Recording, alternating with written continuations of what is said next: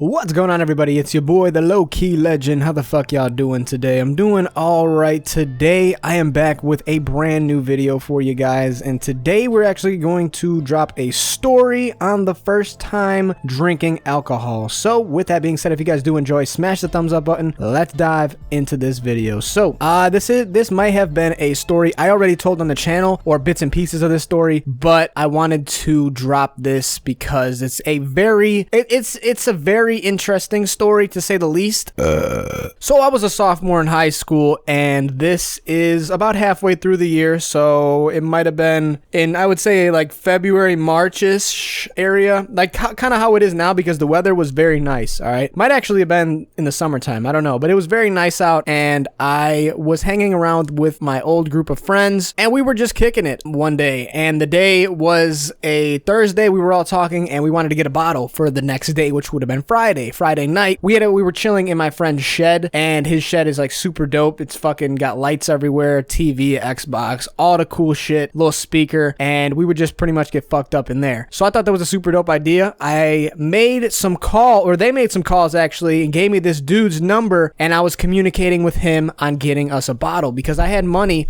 and I did want to spend it on a bottle for us. So I think I had about $60 on me, and I hit him up and I wanted for him to buy us a handle of Smirnoff. Now, I didn't really care what kind of alcohol we were drinking, but we did drink Smirnoff before, so I figured it was, you know, that was the only real alcohol I knew the name for. So, to be honest with you guys, because like I said, I was a sophomore, I didn't really drink much, and I told him I wanted that, and I want the biggest bottle they have of Smirnoff. So, he hits me back with a number. He said, I think it was $55 he wanted me to pay for it, and honestly, I didn't really care. I had a lot of money back in the day, so I said, fuck it. I said, yeah, just grab it. I'm gonna give you the money Friday if you could drop it off at my house tomorrow. He said, sure. Boom, does his thing. The next day, school goes by. I get home and I text him, and about a half hour later, he says he's on his way, shows up to my house, and we exchange. I just hop in his car real quick. I got my backpack on and give him the money. He gives me this fucking huge bottle, bro. It was ridiculous, the size of it. It had a whole handle on it, and it was like a fucking gallon of alcohol, dude. It was fucking ridiculous. So I threw it in my bag. I'm like, oh my God, this is the biggest bottle of alcohol I've ever seen in my life. And it was during that time. I've never seen more alcohol in a fucking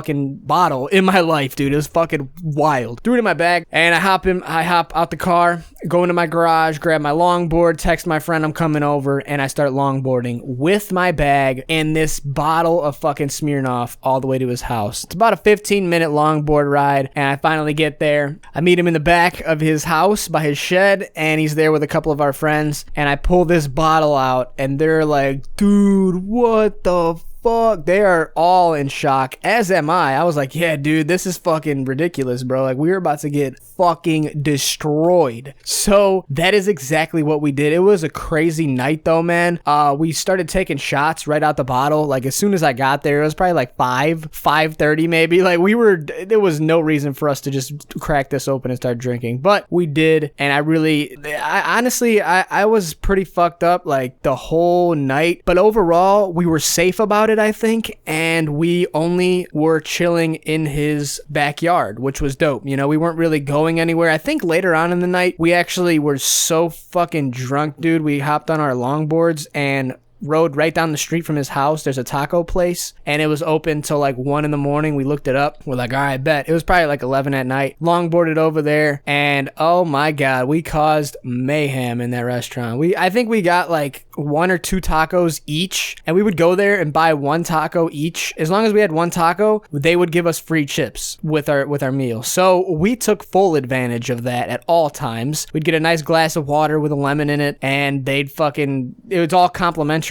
while we ordered these tacos, which were $1, like $1.50, $2. So it was dope. You could literally scrap up change, go there, and just have a free meal, pretty much, in a sense, for $1.50 with the chips and the drink. It was nice. All right, I'm not gonna lie. We were broke back in the day. A lot of my friends, we didn't have a lot of money to go out every day and eat, but we would scrap up change and shit. And you know, when push came to shove, we would find enough money for 1 taco, and then we all eaten. We'd go there, one person sometimes would just order 1 taco, and we'd be 4 deep. and just fucking, they'd hand us chips and we'd smash the fuck out of all of them. So it was a dope time, dope restaurant as well, and overall we were pretty safe about it. I remember I was longboarding as well on the way back, I do believe, and I lost my longboard in the dark and I couldn't find it, and it was like pitch black outside, and because I like fell off, I couldn't keep my balance, and my longboard shot out from underneath my foot and it went in the grass somewhere and I couldn't find it, and I was freaking out. I had to call. I'm like, guys, I just fucking lost my longboard, bro, help. When my friends came back, started helping me look for it, we finally found it after like, I felt like it was like 5 minutes we were looking for this thing. I was so pissed. And we ended up finding it though. Like, it was just laying in the grass, just in a dark patch of fucking grass. Like, it was very late, obviously, so it was pretty hard to find it. And I was so mad because I couldn't find it. I'm like, there's no way it's gone, bro. It cannot just disappear like this. So sure enough, I ended up finding it later, and it was a fucked up situation, that was. But I ended up finding it, as I said, so everything was Gucci in the end, and we were safe. As I said, the only part where we went out was actually to get food. Everything else after that was straight night. I woke up the next day. I remember it was actually pretty fucked up. I woke up the next day in his car, in his garage. So I'm looking around and I'm like, dude, what the fuck just happened? And then in the back seat, my friend pops his head up. He's like, yo, what the fuck just happened, bro? What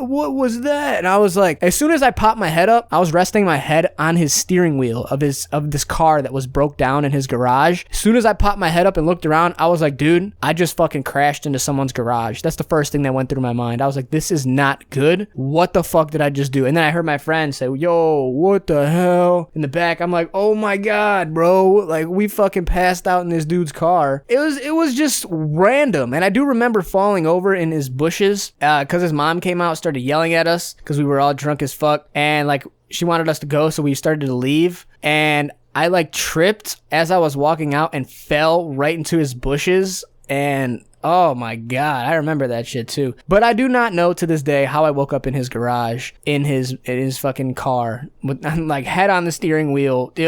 I know for a fact I was fucked up, dude. Very, very wild. But I mean, not a bad time for my first time fucking drinking, dude. It was fun. That's all I can say. I enjoyed it. And it wasn't the safest thing to do, but I felt like we kept it as safe as possible. Like, we weren't outside drinking. You know, we were in a secluded area, private area, and we kept to ourselves for the most part, other than, you know, going to get tacos and shit. But it was a cool experience, man. If you guys have any drinking stories in general, go ahead and drop them in the comments section below. I do not recommend trying alcohol really ever. Wait till you're 21, but this video is for educational purposes only, so this was another story I wanted to tell you guys, man. If, like I said, if you did enjoy, smash the thumbs up button. That would go a super long way. If we can go for 50 likes in this video, I'll be mind blown, because my stories do not do 50 likes, and I don't think this will, even if I set a like goal. So if we could reach the goal though, bro, shit, man, I might have to do a giveaway, in all honesty. Maybe like a little $10 fucking iTunes card. But we'll see where it leads to, bro. As long as you smash the thumbs up button, man, it goes a super fucking long way. As I said, gives me a lot of motivation to keep doing it. My last episode of Stoner Tips did really good, the little high versus super high, and I know that you guys enjoyed that, so there'll be another episode of Stoner Tips very shortly. Anyways, man, this has been the first time drinking alcohol. As I said before, drop in the comments if you have any other stories you want me to tell, or you guys to tell, in the comment section. Follow me on Instagram if you have not already. Subscribe to the YouTube, and that is all. Y'all stay safe, stay savage, stay low key. It's your boy, the Low Key Legend. I'm out of here, guys. Adios.